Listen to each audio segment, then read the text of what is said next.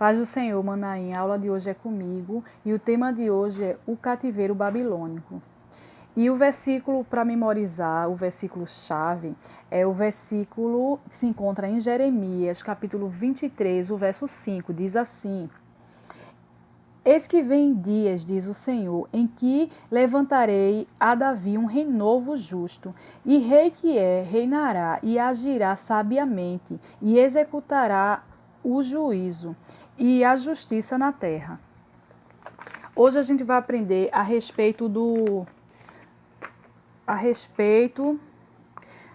de quem eram os profetas daquela época e quais eram as profecias mais importantes do exílio, né, da época do exílio.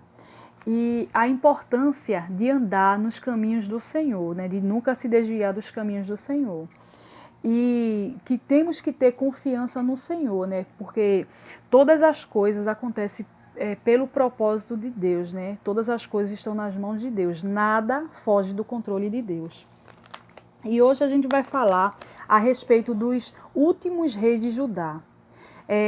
A gente vai começar pelo Jeoacás. Ele tinha 23 anos quando reinou, né? O povo da terra tomou Jeoacás, filho de Josias, e o fez rei em lugar de seu pai. Ele reinou 3 meses em Jerusalém, veio curtíssimo, né? Porque o rei do Egito o depôs em Jerusalém.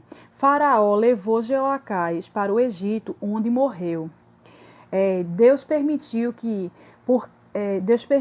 porque fez o que era mal aos olhos do Senhor. E o segundo rei que a gente vai falar é Jeoaquim. Ele reinou quando ele tinha 25 anos, né? Desta vez não foi o povo, foi Faraó, o rei do Egito, que colocou rei em Judá. Jeoaquim reinou 11 anos em Jerusalém, mas fez o que era mal perante os olhos do Senhor. Foi por ordem do Senhor que as tropas inimigas foram enviadas contra Jeoaquim e o povo de Judá. Elas eram apenas instrumento do Senhor, né? Apenas instrumento do Senhor. O controle da história estava nas mãos de Deus, né? Tudo que aconteceu foi permissão de Deus. O terceiro rei é Joaquim. Ele reinou quando ele tinha 18 anos. Reinou no lugar de seu pai, Jeoaquim. Fez o que era mal perante os olhos do Senhor. Seu reinado foi brevíssimo, né? Acabou com a chegada do exército da Babilônia, depois do próprio Nabucodonosor. Jerusalém foi sitiada e tomada. Nabucodonosor levou os tesouros do templo e no palácio real para a Babilônia, além de homens cativos. Mas a promessa do Senhor a Davi ainda valia. A descendência de Joaquim, cujo nome também aparece como Jecônia, havia de nascer o rei definitivo. Quem era esse rei definitivo que a revista está falando, né? É Jesus, né? O rei definitivo é Jesus. Por isso, Joaquim foi preservado, né? Apesar de morrer no cativeiro. E sua descendência é traçada no Evangelho até Jesus. Você vai ver isso em Mateus, capítulo 1, verso 11, né? Joaquim aparece como Jecônia. Vamos falar agora do quarto rei, Zedequias. Ele tinha 21 anos. E era tio paterno de Joaquim. Chamava-se Matanias. Mas o rei babilônico mudou o nome dele para Zedequias. Ele fez o que era mal aos olhos do Senhor. Ele tinha jurado em nome do Senhor que seria vassalo fiel dos babilônios, mas não foi e sofreu as consequências. Os babilônios vieram tomar a cidade de Jerusalém, incendiaram o templo e o palácio real e todas as casas da nobreza. Zedequias tentou fugir, mas foi capturado e julgado. Né? A gente vai falar agora um pouco a respeito dos profetas. Né? Quem eram os profetas daquela época? Era Abacuque, ele profetizou, né, naquela época. O profeta, ele é conhecido como o profeta que levou suas dúvidas a Deus. Ezequiel, o profeta que viu a restauração divina. Jeremias, o profeta que falou aos reis. A Abacuque foi-lhe revelada que Deus traria os babilônios para castigar Judá por causa da infidelidade do povo. O profeta Ezequiel. Quando Nabucodonosor levou o rei Joaquim e os príncipes, 10.000 cativos e ferreiros de Jerusalém para a Babilônia, Ezequiel estava entre eles no exílio, e ele teve uma visão maravilhosa da glória de Deus, que seria a chave para as demais mensagens que o Senhor havia de proferir. Ali ele teria um ministério pastoral para os exiliados, necessário, porque todos os descendentes deles, o Senhor restauraria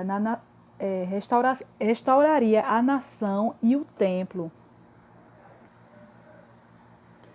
Ezequiel teve uma visão de todas as formas de idolatria praticada no próprio templo, que tornaria inevitável a destruição do templo.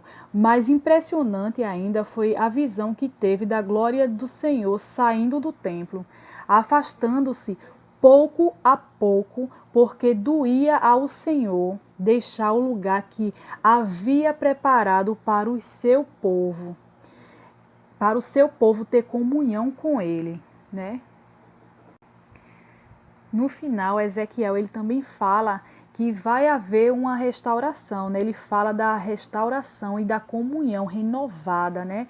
Você vai ver em Ezequiel 43, o verso 5, 4 e 5. O testemunho de Jeremias, né? Foi esclarecer a ação de Deus nos últimos anos do rei de Judá. A palavra do Senhor veio a ele nos dias de Josias até o último ano de Zedequias. Quer dizer, ele acompanhou esses últimos reis, né? Seu comentário sobre os reis seguiram a Josias e é interessante. O testemunho de Jeremias muito esclarece a ação de Deus nos últimos anos do reino de Judá. A palavra do Senhor veio a ele nos dias de Josias até o último dia de Zedequias, né? Quer dizer, ele acompanhou todos os últimos reis, né? Jeremias, ele profetizou para todos os reis, como eu havia falado, né? Jeoacás chamava-se Salu. Em Jeremias, assim diz o Senhor, acerca de Salu, que saiu deste lugar, jamais tornará para ali, mas no lugar para onde o levará cativo morrerá. Né? Ele profetizou para Jeoacás, e assim aconteceu. Né? Agora ele profetiza para Jeoaquim. Conquistado por Nabucodonosor, tornou-se vassalo dele, mas se rebelou contra ele. Por isso foi preso a fim de ser levado para a Babilônia. Jeremias profetizou a seu respeito. Portanto, assim diz o Senhor acerca de Jeoaquim: não lamentarão, dizendo: ai, meu irmão, como se sepulta um jumento, assim será sepultado. Quando Jeremias não podia chegar à presença do rei, mandou seu secretário, né, Baruque, era o nome do secretário de Jeremias, né, ele era escrivão. Jeremias mandava ele escrever as mensagens do Senhor num rolo que foi lido diante do povo. E depois perante o rei Jeoaquim ficou furioso, né?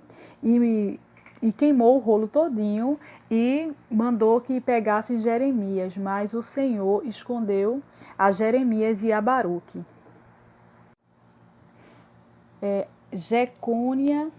Joaquim ou Jecônia, né, como ele era conhecido, né? Jeremias ele também profetizou para ele, dizendo que ele ia para outra terra e que lá ele e a mãe dele morreriam, né? E isso aconteceu, né? Você vai ver em Jeremias capítulo 22 e o verso 24 até o 27, tá certo?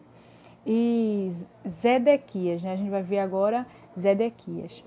Ele fez o que era mal e não se humilhou perante o profeta Jeremias, que lhe falava da parte do Senhor.